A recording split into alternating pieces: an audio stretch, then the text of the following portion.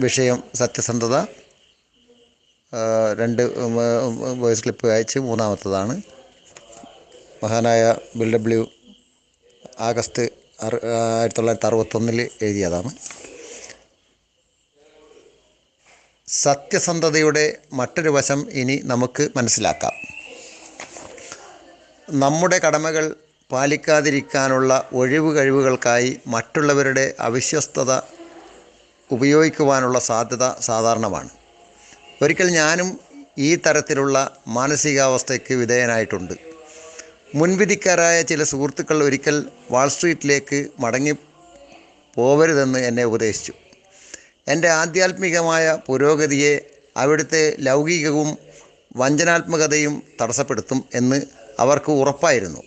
തന്മൂലം ഞാൻ അവിടേക്ക് പോയില്ല. എന്നാൽ കുടുംബപരമായ ചില ദശാസന്ധികളിൽ പെട്ടപ്പോൾ ജോലിക്ക് പോയാലുണ്ടാകുന്ന വെല്ലുവിളികളെ നേരിടാൻ ഞാൻ ഒരുക്കമായിരുന്നില്ല എന്ന സത്യം ഞാൻ മനസ്സിലാക്കി. അതുകൊണ്ട് ഞാൻ വാൾസ്ട്രീറ്റിലേക്ക് തിരിച്ചു പോവുക തന്നെ ചെയ്തു.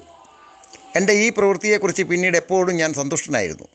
ന്യൂയോർക്കിൻ്റെ സാമ്പത്തിക ജില്ലയിൽ അല്ലെങ്കിൽ രംഗങ്ങളിൽ വളരെ നല്ലവരായ ആളുകളുണ്ടെന്ന് കണ്ടുപിടിക്കേണ്ടത് എൻ്റെ ആവശ്യമായി തീർന്നു.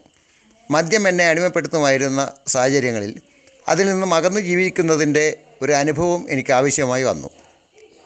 ജീവിതത്തിൻ്റെ ആഴത്തിലുള്ള ചില അനുഭവങ്ങളിലേക്ക് നമുക്ക് ഇനി നമ്മുടെ ശ്രദ്ധ തിരിക്കാം. തൊഴിലിന് വേണ്ടി ഇത്തരത്തിലുള്ള ഒരു അപേക്ഷ നമുക്ക് ലഭിക്കുന്നു എന്ന് സങ്കല്പിക്കാം. ജീവിതത്തിൽ എപ്പോഴെങ്കിലും നിങ്ങൾ മദ്യപാനം മൂലം ദുരിതപ്പെട്ടിട്ടുണ്ടോ? എപ്പോഴെങ്കിലും വൈദ്യസഹായം തേടിയിട്ടുണ്ടോ?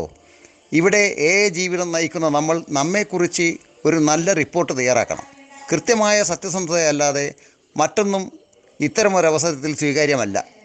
ഒരുവിധം എല്ലാ തൊഴിൽദാതാക്കളും നമ്മുടെ അംഗത്വവും അതിൻ്റെ ഫലങ്ങളും നമ്മൾ വെളിപ്പെടുത്തുന്നുവെങ്കിൽ തീർച്ചയായും നമ്മുടെ വിശ്വസ്തത അവർക്ക് സ്വീകാര്യമായിരിക്കും. ജീവിതത്തിൻ്റെ ഭൂരിഭാഗം സമയങ്ങളിലും അങ്ങേയറ്റം വിശ്വസ്തത നമ്മിൽ നിന്നും ആവശ്യപ്പെടുന്നുണ്ട്.